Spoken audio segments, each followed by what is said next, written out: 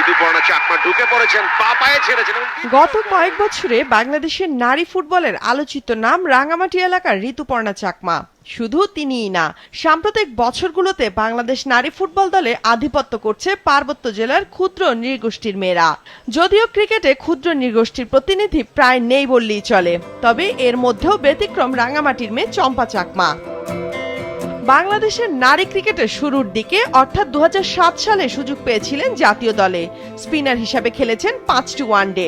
2020 সালে এশিয়ান গেমসে রৌপ্যজয়ী দলের সদস্য ছিলেন চম্পা। মাঠে খেলার সময় আম্পায়ারদের সিদ্ধান্তগুলো আকর্ষণ করত তাকে। তখনই সিদ্ধান্ত নেন আম্পায়ার হওয়ার। ক্রিকেটের নিয়ম কানুন সম্পর্কে ভালোভাবে জানা আছে বলে বিসিবির আম্পায়ারিং কোর্সগুলো সহজ হয়ে ওঠে তার জন্য। এখন হচ্ছে বাংলাদেশ ক্রিকেট বোর্ড হচ্ছে খুবই ভালো ফ্যাসিলিটিস দিচ্ছে, তো আমি মনে করি হচ্ছে এটা হচ্ছে একটা উজ্জ্বল ভবিষ্যৎ হয়ে উঠবে। আগে তাদেরকে হচ্ছে ট্রেন আপ করার পর হচ্ছে আগে ম্যাচ দেয়, ম্যাচে যদি হচ্ছে ভালো করে সেটা হচ্ছে ধাপে ধাপে এটা হচ্ছে ইন্টারন্যাশনাল হচ্ছে আসতে হয়। ঘরোয়া ক্রিকেটে মেয়েদের পাশাপাশি ছেলেদের ম্যাচেও আম্পায়ারিং করেন 34 বছর বয়সী চম্পা। 2025 সালে ব্যাংককে আইসিসি আয়োজিত মেয়েদের এমার্জিং নেশনস ট্রফিতে প্রথম দেশের বাইরে খেলা পরিচালনা করেন। গত 30 এপ্রিল সিলেটে শ্রীলঙ্কার বিপক্ষে বাংলাদেশের মেয়েদের তৃতীয় টি-20তে আন্তর্জাতিক অভিষেক হয় এই পাহাড়ি কন্যার। প্রথম আম্পায়ারিং আমি ম্যাচ করেছি হচ্ছে একদম এটা হচ্ছে আন্ডার 16 ঢাকা মেট্রো, তো হচ্ছে স্বাভাবিক এটা হচ্ছে নার্ভাস ছিলাম আমি। মেয়ে কিংবা হচ্ছে ছেলে দুটো হচ্ছে চ্যালেঞ্জিং। যদি একজন আম্পায়ার হিসেবে যথেষ্ট নলেজেবল থাকে ক্রিকেটের আইন কানুন ব্যাপারে কিংবা হচ্ছে তার সঠিক নিরপেক্ষ হচ্ছে সিদ্ধান্ত, তো আমার কাছে মনে হচ্ছে এটা হচ্ছে ভালো কাজ করে আর কি। প্রতিবন্ধকতার মাঝে ছোটবেলায় রাঙামাটিতে ক্রিকেট অনুশীলন করেছেন চম্পা।